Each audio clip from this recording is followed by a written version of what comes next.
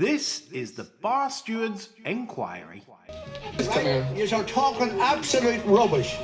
Absolute rubbish. In what way? You were an underachiever in life. I saved your bacon one time. You were gone. You handled that well. I couldn't save you. But you did the right thing. Well, that's why you don't know anything about racing, John. I didn't say I do. Right? I'm saying that... What have you contributed to racing? You're one of these take-out merchants. Take out all you can. And a very big one welcome to the Bar Stewards Enquiry weekend podcast for some exciting racing this weekend. My name's Lee Keys of systembet.co.uk, and always, as my counterpart, is John Lang of John Joe's Blogspot on Facebook. Good evening. Yes, good evening, John. Lovely to hear from you again. We've got a fantastic card this weekend for jumps racing fans, the finale, in effect, of a very interesting national hunt season. And also we have races at Leicester that we're going to cover for you. The King Richard III race. Everyone loves a good King Richard III on a Saturday night after a curry, don't they, John? Absolutely. And there's also a race that Haydock will be covering also as part of what we fancy for this weekend. And obviously you can go and press the pink button on Betfair of any of our fancies. So onwards and upwards, we have a certain few questions this week and some good points. I'll start with Ian Davis, who's a good listener to the show. And he says, should historic national hunt races with iconic original sponsors keep their race titles? I.e., should the Bet365 Gold Cup tomorrow be the Whitbread, the Mackerson, the Hennessy, etc., etc.? If only to annoy current sponsoring online bookmaking firms who have barred Ian Davis from having a bet. John? I'm inclined to agree with him. The thing is, the Hennessy will always be the Hennessy. Tomorrow will always be Whitbread Day. I don't care who's going to sponsor it tomorrow. It's the Whitbread. You can't talk to anybody in racing that doesn't refer to it as the Whitbread. And I think if you did keep the name, I think it's adding a bit of value to the people who do sponsor these races. But let's be fair about it, quite a long period of time, God knows how long Corals have done the Eclipse, but that's always going to be the Coral Eclipse, isn't it, So I think Ian makes a very, very good point there. And these new race titles, like when you lost the Stewards Cup that year, and it was a 32 red or whatever the hell it was, nobody wanted a bar of that, did they? It just, I don't even know why sponsors think they can wreck these institutional names and it not have a negative impact on them, surely they're sponsoring these races for positive feedback, and to get some name awareness, but create a bit of goodwill. And when they seem to be wrecking the programme, they're not creating an awful lot of goodwill, for me anyway. For sure. I mean, there is a case to be made here that, and I reply to Ian here with this response, in that I think if you sponsor a race for so long, 10 years, let's say you have a 10-year association with a race, then I think that name then should be embedded in as a reward that you've stuck with that race, you've sponsored that race as a company.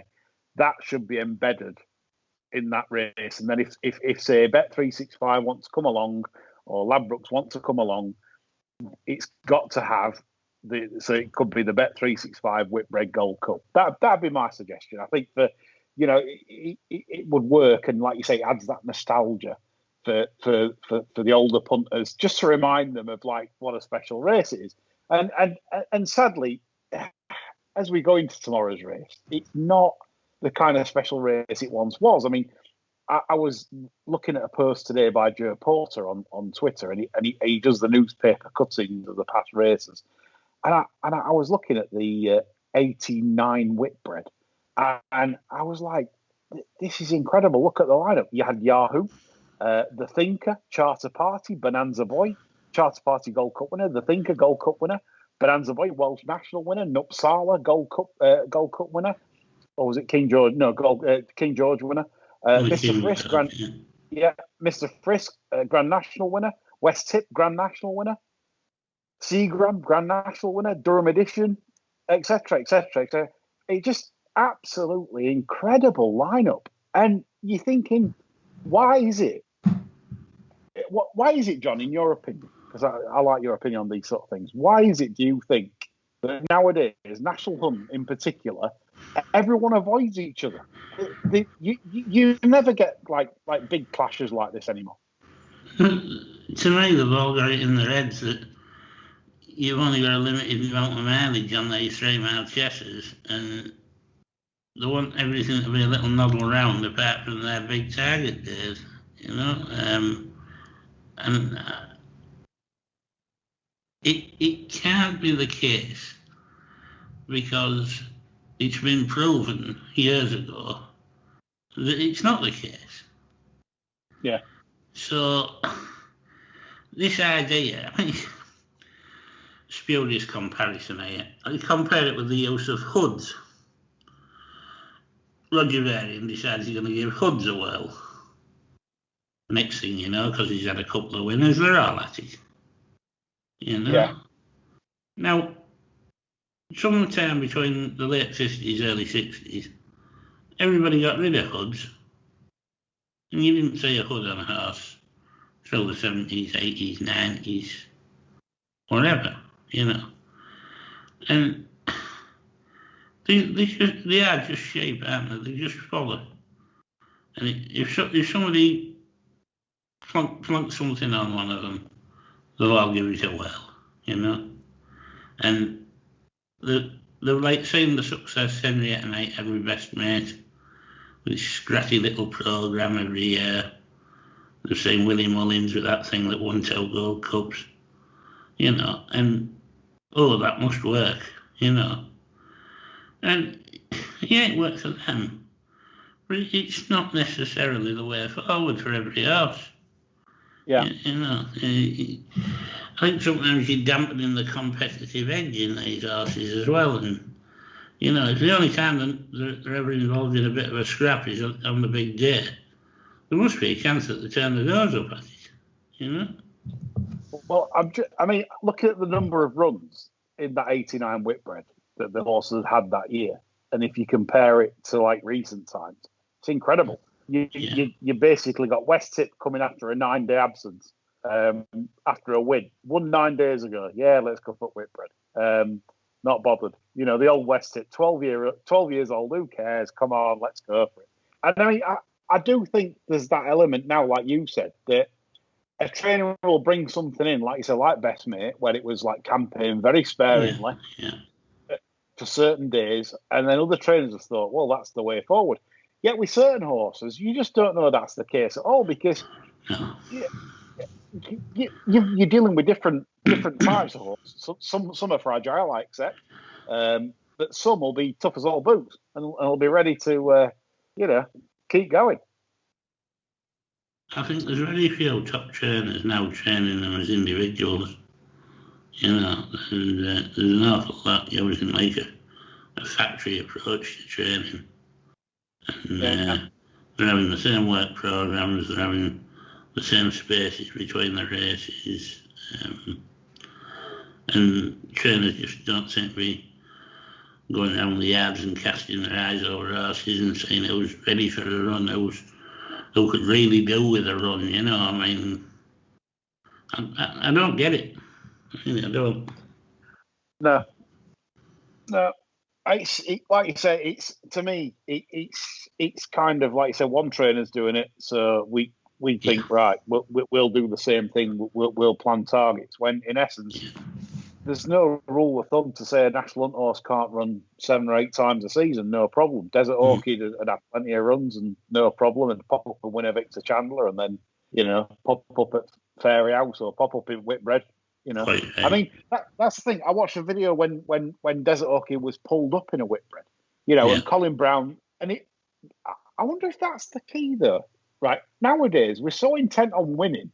Now, when Colin Brown pulled Desert Orchid up in one of Whitbreads, he wasn't far behind. He was literally about 8 or 9 lengths adrift. But obviously, Colin knows the horse, so he probably just thought, we're not quite going here.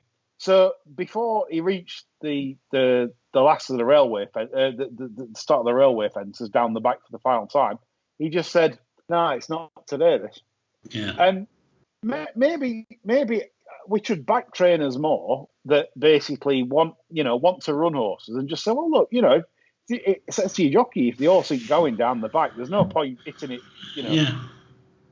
and beating the life out of it to finish third when you could think, oh, it's just not quite feeling it today. But anyway, that's how it was then, and this is how it is now, and I don't think it's for the better. Anyway, we'll move on. We'll move on to the next question, and it's from Happy Hammer, Nick Davis. He's forever blowing bubbles. So is Michael Jackson. And his question was, along the lines of what we're seeing now, has the definition of good to firm been altered to mean good? For example, all you have to do is take the readings from the Turf Tracks archive, and we now race on ground apparently softer than then. So he said, look at the descriptions from 2012, for example, for the readings at Ascot and Epsom and Sandown, and then compare them to the last 2 seasons, and you will find a lot of the descriptions of the going do not match, John.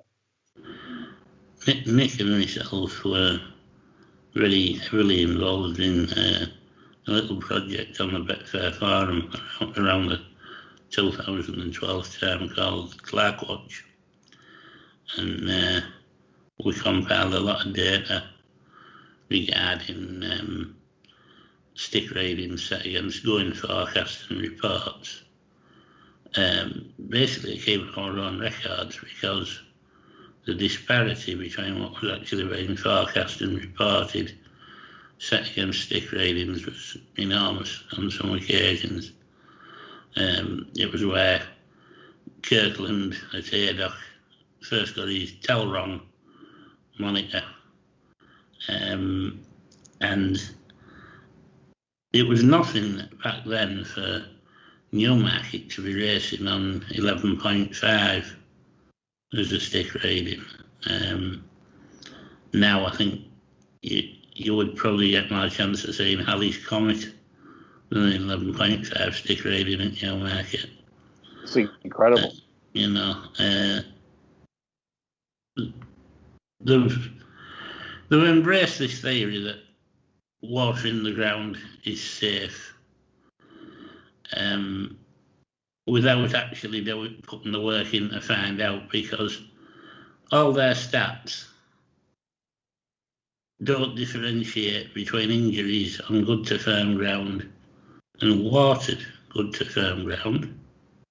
So any injury picked up on either surface is classed as an injury on good to firm. Yeah. Water doesn't come into it. Same with good ground. Anything beyond that, obviously, it probably hasn't been watered. So you're probably getting accurate stats on injuries then. But that will probably bear out as though it's safer ground, My theory is a loose on top surface is far more likely to cause damage than well-routed firm ground. But we spent about 4 years on that project, and with the exception of the excellent Joe Lyons, we couldn't really get any trainers to listen to us to get any kind of movement going that was going to alter things, sadly. Yeah, and I think there's a case in point for that today. Sandown. I mean, I suppose that everyone knows that that Sandown do have the mixed meeting in the terms of the jump racing tomorrow. So obviously the ground is going to be sort of made safe for jumpers, but nevertheless to give the ground out today at Sandown as good to firm in places is rather astonishing, I feel, because if you look at the times today, absolutely there's no good to firm in there. The times are genuinely good to soft times. Palace Pier has run the best time of the day, and he's 3.5 seconds slower than standard. Do you think there's a bit of scope for some fun and games tomorrow when Popeye walks the course, comes back in and withdraws LTR and goes over to tell Lydia it's heavy again? No, it's heavy. Yeah. No, it's heavy. Yeah. I mean, it's a ridiculous situation in a professional sport that we can't give accurate going readings for punters. It's just, I mean, I said good to firm in places. Well, I've seen Sandown when it's absolutely rattling quick, and that was not rattling quick today. So, yeah, like I say, it's annoying. And with the gross profits there, though, again, there's no incentive for racing to get it right. No. It's sure. yet another glaring example of a sport that is desperate for its followers to get the trousers yanked down. Yeah. Which none of it adds up, and none of it's sustainable, but they can't say that. No. You'll go on like an NFL site or a NHL site, you can find out everything about the players, everything. What the weight was the last time they played, passing stats, everything, You go on the BHA site and they'll say the stewards are still considering how long Rab should get. Good time to move on then on that, right? Yeah. Right, so we've had, talking about BHA stewards, JCC Punter says, what do you think an appropriate punishment for Rab Havlin would be? And what would, I mean, did you see that ride, John, on Thursday, I think? Well, I think he used the term ride in the loosest possible manner there. I seen Rab sat on one, and it seemed to help him back to the weighing room. I don't think even the kindest could call it a ride as such. It was a pitiful effort from the saddle.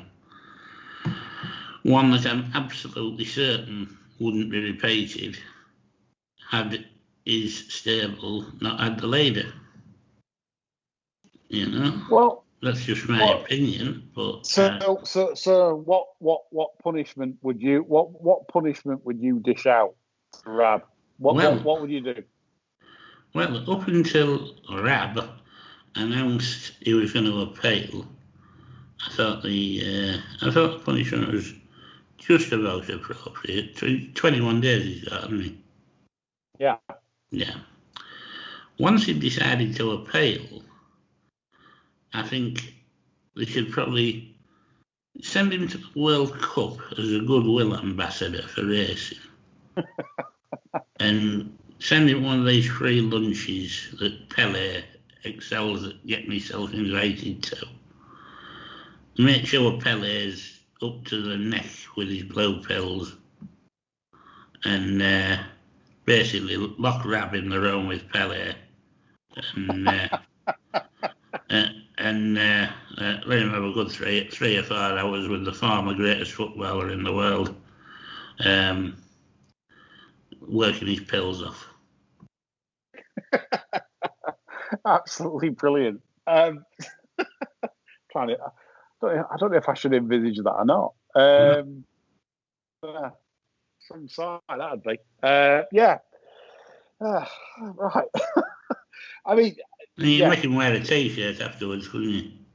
I mean, going back to the ride, I mean, I was absolutely, I was flabbergasted.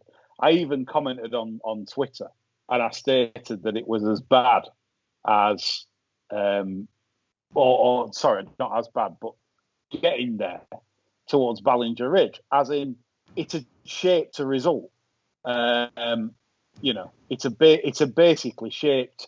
There's no way on earth that that horse would have lost had that been given a proper ride. And I suppose we can say that in many maiden races, etc. His only slight bit of mitigation was the inexperience of his horse, and you could say he was trying to do right by it. But even then, what he did in that last 1.5, 2 furlongs hasn't amounted to a handful of salt as regards educating it. No, you know, it's. I mean, do you know what I'm tired of? The rubbish. The absolute. I mean, is it? Has he appealed it? Is he appealing? He was going to appeal. It said on the Racing Post. If he appeals, he's the biggest idiot I've ever seen. And I'm sorry, but people blow smoke up John Gosden. You know, like Lydia Islop. You know, like everybody loves the John Gosden like eloquence speech. But on this occasion, despite the fact most of it's absolute horseshit as he comes out. Yeah. Absolutely. But the point is that shaped a result. You know, that wasn't one of these that's had a quiet ride and ran on and finished fourth.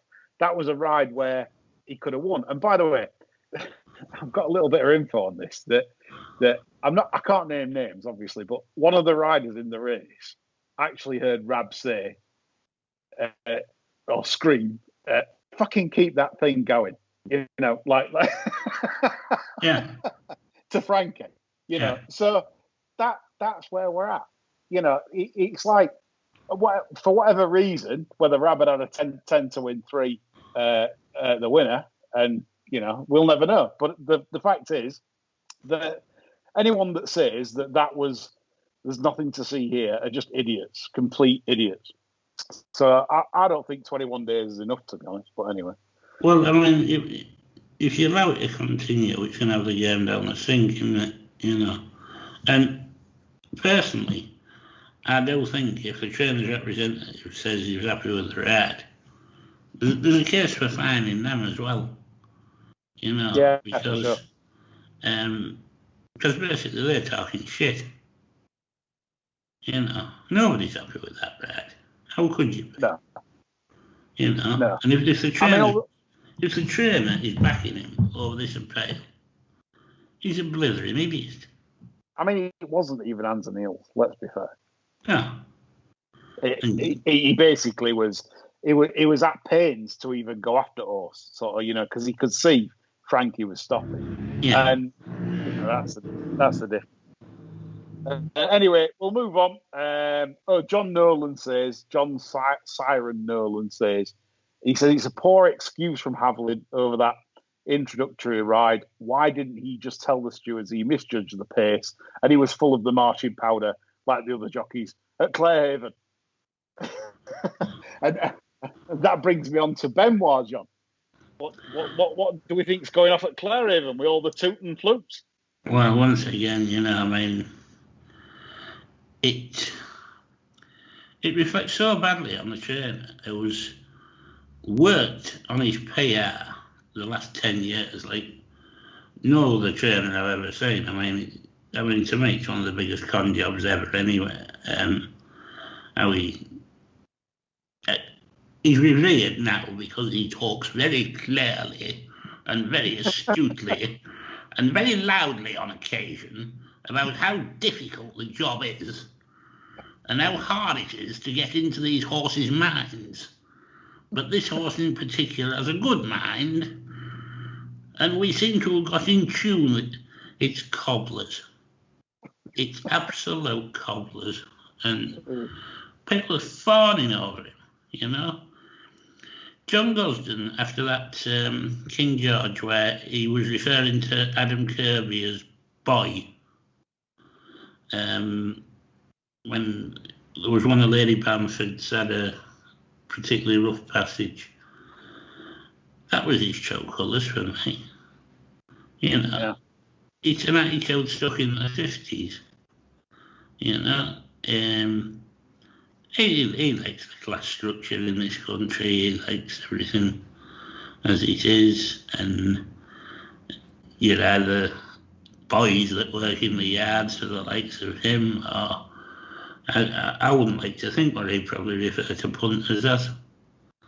You know, and I think it's high time that people woke up. You know, I mean, this Benoit lad, you know, I mean, everybody's blowing smoke up his ass over the Lincoln ride, you know, I mean, the ghost of Paul Revere could have probably won on it, as will be pro further down the line when it runs to about 118 somewhere, you know. And then there was the hate campaign where jealous people had posted this video of him standing gawping at somebody chopping a line up. Well, he was probably gawping, wondering how much of it was for him.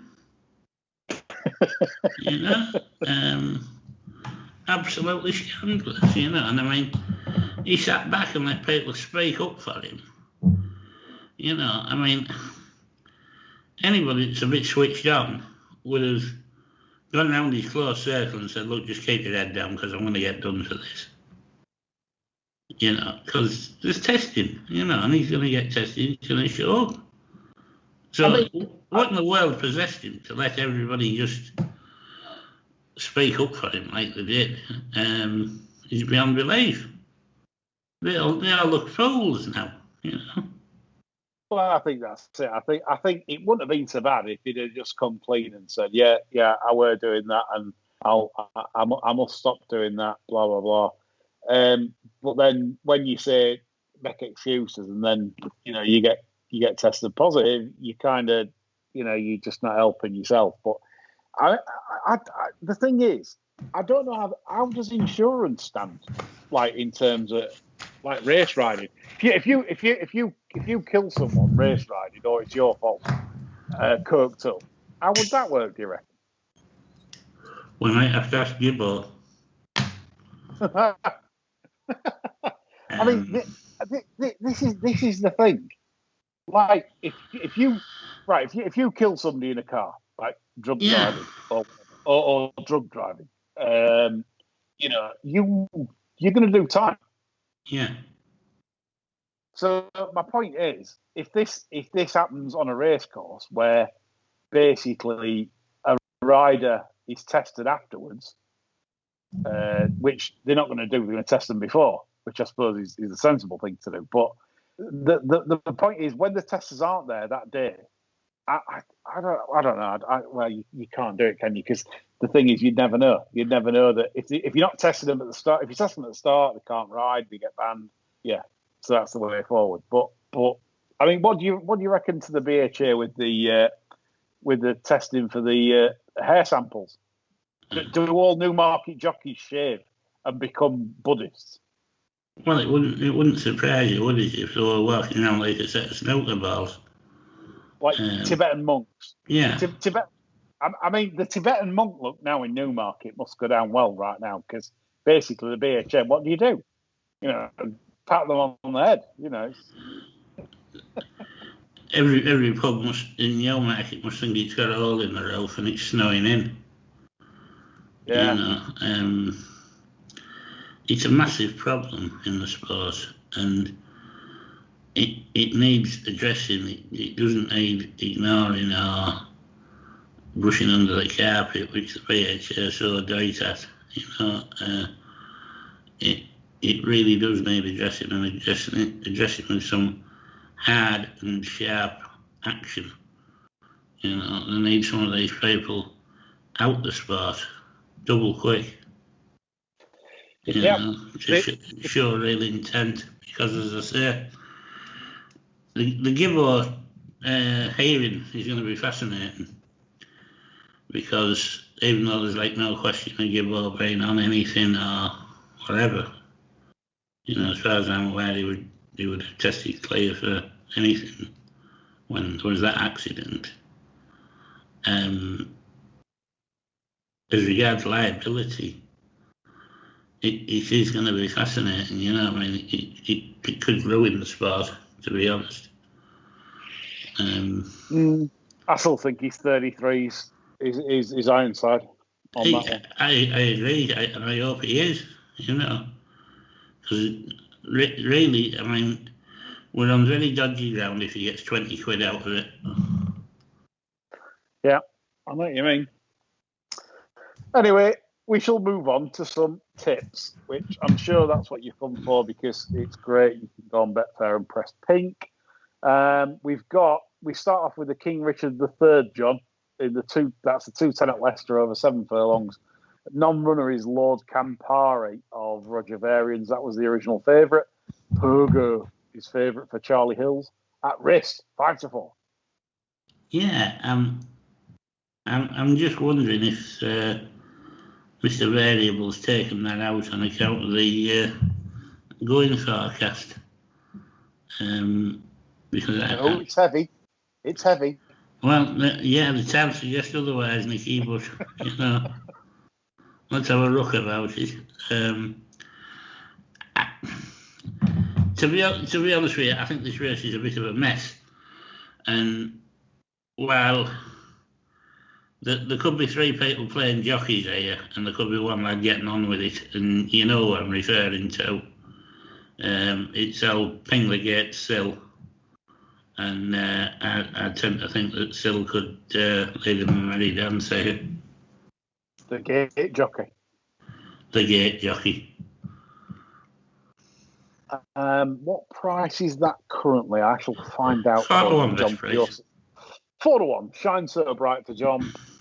Sylvester D'Souza, Andrew Balding. 7 furlongs will suit. Pogo, like I say, he's 5-4 market leader. I'm going to abstain from betting because I actually think the market is about right. I do like Pogo as a horse, but 5-4, it's very boring. Mum's 5-4, Kieran Showmark and Charlie Hills. That's what you got to tell yourself. Yep. The skid mark on the wrist favourite. Mum's Tipple, like I say, he's in great form, but has the penalties carried. Not easy giving £3 away when you're worse off. So in a handicap, has he ever run any kind of race for somebody other than Ryan Mower? Good point. Fair point. It's a fair point. You got the seemingly out of sorts Beat Le Bon with Holly Doyle up, and if I have a slight criticism of Holly Doyle, I think she sometimes struggled to settle these bigger, long striding types. It got absolutely stuffed for Sean Levy, to be fair, by Cuzarm last time. So, yeah, you make a fair point. Right, so John's selection is Shine So Bright with SDS in the saddle at around the 4-1 mark. System bet is abstaining, as usual, total fence sitter. I'd be all right working alongside Keir Starmer. We go to the 250 at Haydock, which is the other TV race. You're so much of a socialist for Keir Starmer. Don't know about that. 7 furlongs, 4-year-olds plus handicap, and 13 goes first. And the favourite is Dream Loper at 7-2 for Dead Walker and Pat Dobbs. John, any of you here? This is a horrible race, isn't it? Really, I mean, 7 furlong around here is the stuff of nightmares as regards draw, pace. Dream Loper's at least got a decent draw. Pat Dobbs wouldn't be the worst jockey in this. He's up 6 for his last win. He sometimes can't be the quickest away, which, let's be fair, it'd probably see him bait around here if he doesn't get away. Yep. The one I'd be inclined to give a bit of a whirl at would be the David Barron horse, Another Bat. Like a lot of his, I think it was a bit out of sorts last year.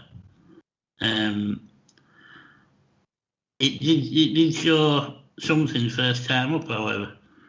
So going with that pattern and thinking, well, this horse can do all right. He's a pound higher than he was that day. I'd probably expect some sort of performance from that out of 5 box.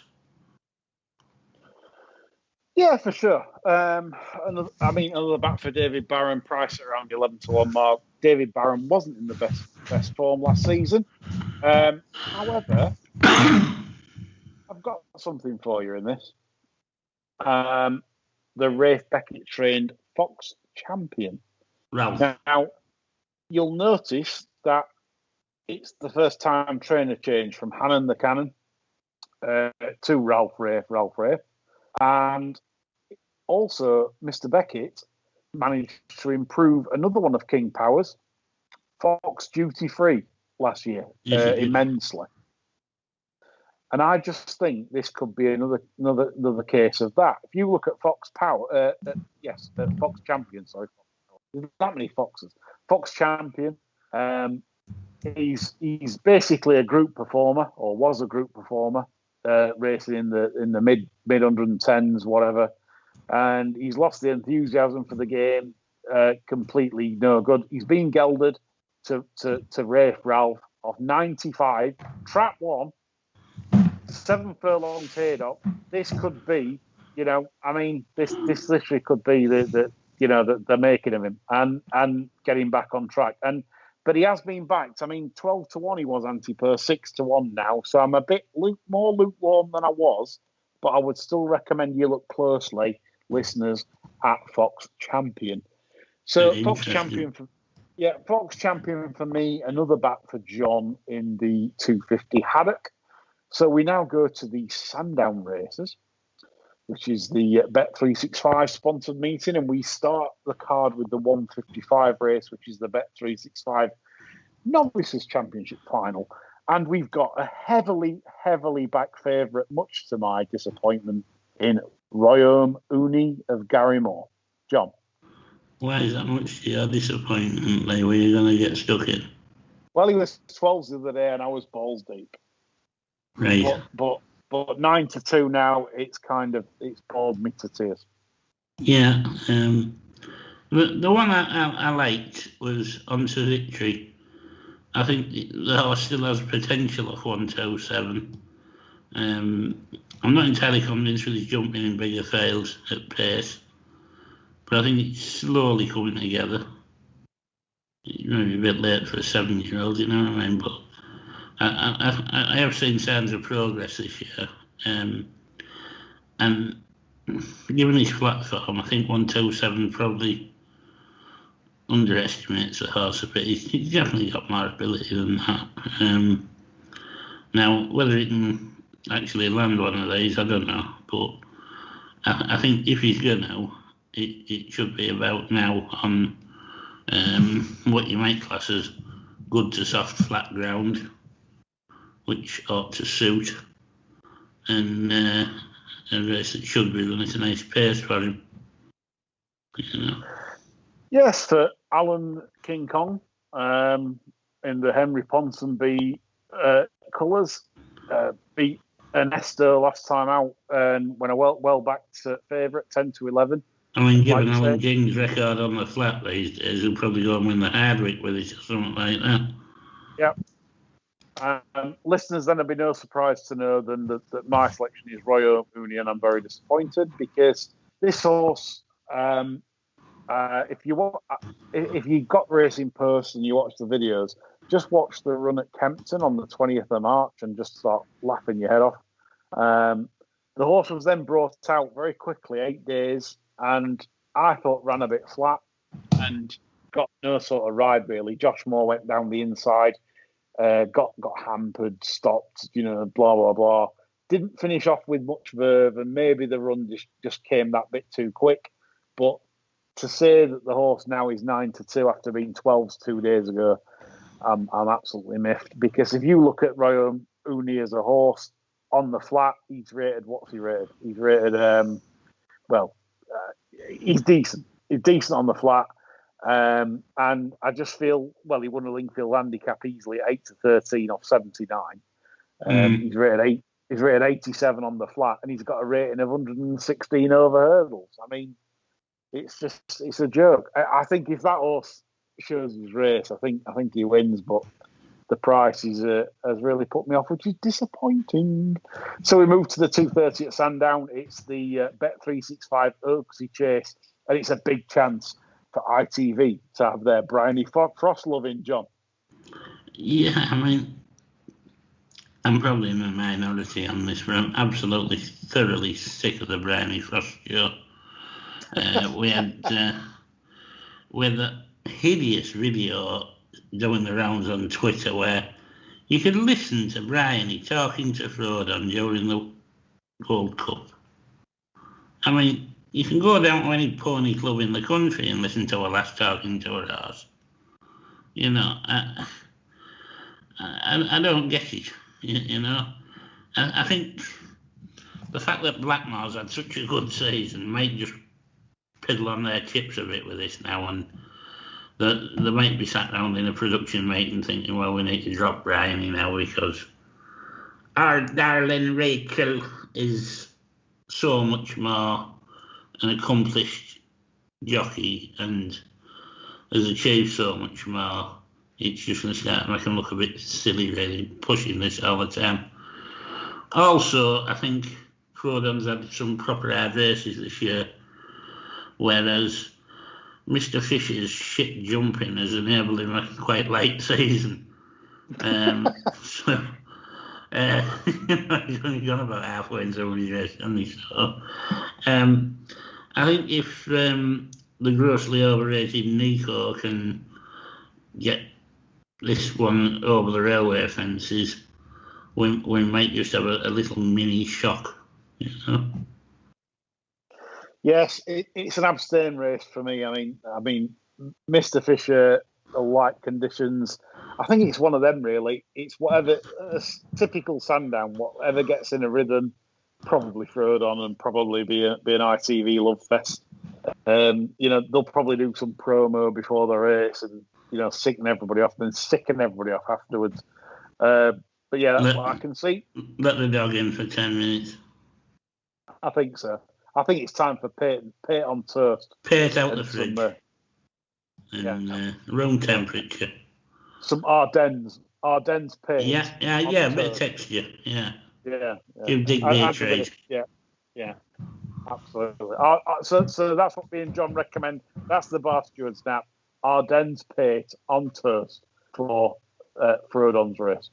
We move on to the 3:05 at Sandown, which is the Bet365 celebration chase. We're all celebrating this chase.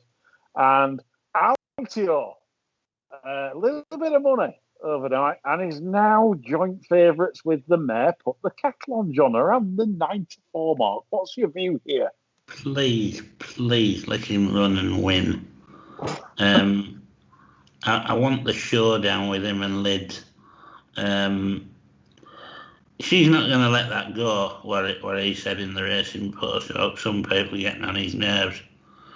So there's going to be a bit of afters on this, I think. So I want it to run and win. Because I think she'll have a little sniff at him. And by 3:05, I think Popeye might just be in enough of an emotional state to cut loose as well. So there could be a golden TV moment after the race. I mean, even if it didn't win and he was coming on to announce the horse's retirement, you know, I think Lids might still have a little nip about that heavy ground crack. So I'm more interested in the RTV coverage of this race than the possible outcome, because I don't think the market's just about got this blob on, really. Yep. Again, I'm going to moan because my anti-post fancy was so royal at the 4-1 market was 9-2. I'm thinking, that's not bad on Thursday when the decks came out, and I'm thinking that's not bad at all. 4-1, 9-2. Yeah, I'm going with that. Unlucky in the champion chase, got broadsided. A consistent horse deserves to win something like this. And that was going to be my choice at around 4-1, 9-2. Now 5-2. Thanks everyone. So yeah, yet again, I'm gonna sit the race out. I mean, the only thing I'll say is, why has he gone for the cheap pieces, John? Do you think? Because the horse has had enough. Myself, that's what I think. Yeah. The horse is absolutely right. Yeah, he hasn't raced with any enthusiasm for 3 years, has he? No. And I reckon now he's more bored than Derek Chauvin. Yeah.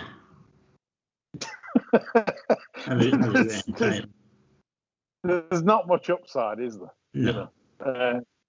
So I mean, this is how I say Altior. I mean, I can't have it. So I think basically that's my bar steward. I'd love him to win tomorrow because as I say, I want to say some afters in the interview. But if I was pressed for an honest, genuine opinion, I could see him being pulled up round about near the railway fences. Yeah. I think that an interesting race. The end. Yeah. So we go to the finale of the ITV coverage, which is the 3:40 at Sandown. It is the Whitbread Gold Cup, and the favourite. Oh Jesus! This is just incredible. The favourite is Plan of Attack, Henry de Bromhead at 9-2, John. Well, it's our darling Rachel once again, isn't it? And I mean, who can stop her? I mean, she's worse than the Daleks. Yes, isn't she? I mean, that's it. Even the sirens can't stop her.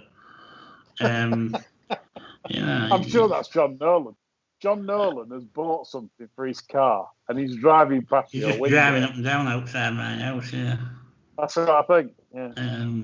I wouldn't be surprised at all.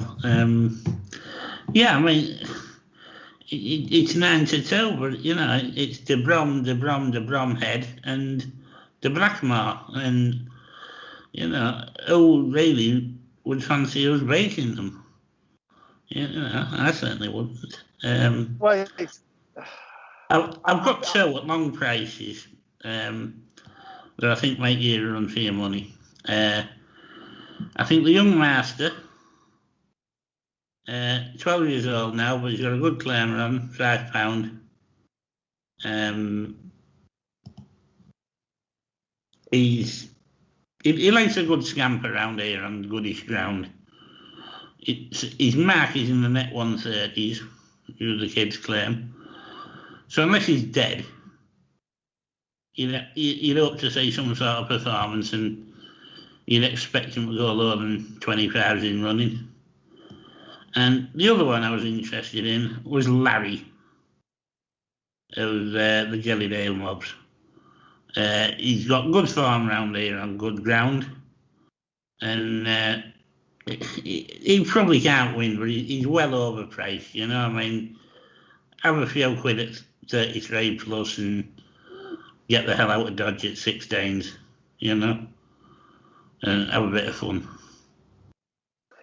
Interesting selections, John, with Larry at 33s and the young master at 25s for Neil Mulholland. Second off the wind up with the useful conditional Kevin Brogan taking off the 5.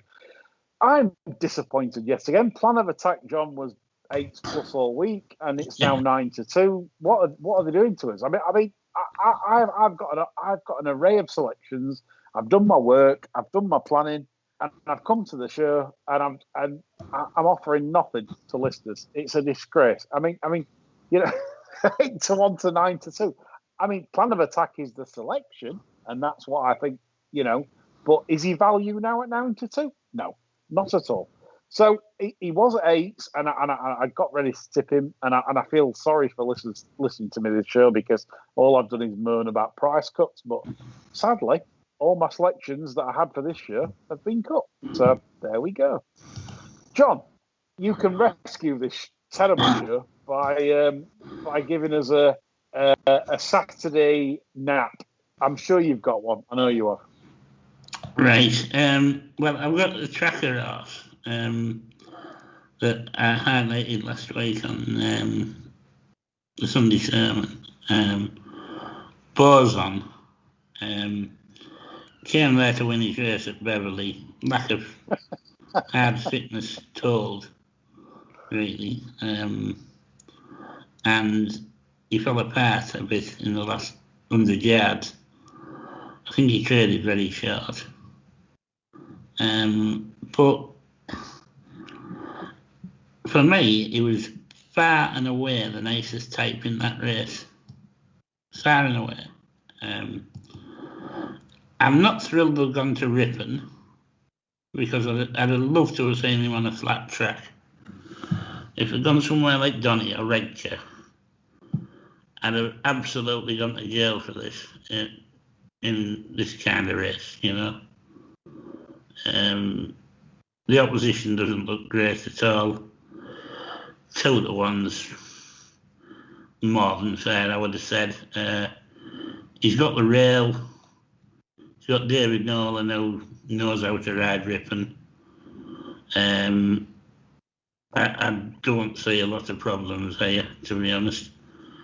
You got another one from the O'Meara stable in there. You got a Carl Burkhorse, he's tend to need a run. Alaskan Joel, the favourite, didn't really convince me. It should be favourite with the run at Newcastle. It was handy off a fairly modest pace. It was 25-1 that day, so I mean they didn't think that much of it. And the Kevin Ryan thing looked part of mince really on debut. And I know it was rating favourite, but I wasn't inclined to give her another chance. Especially now with 2% Tom on. Can I give you a stat that might make you have a few quid on? Yeah.